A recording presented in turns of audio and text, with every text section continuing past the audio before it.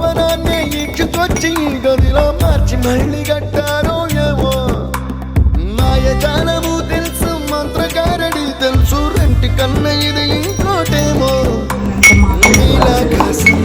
Help చేస్తున్నావా? ఏం చేస్తున్నారు?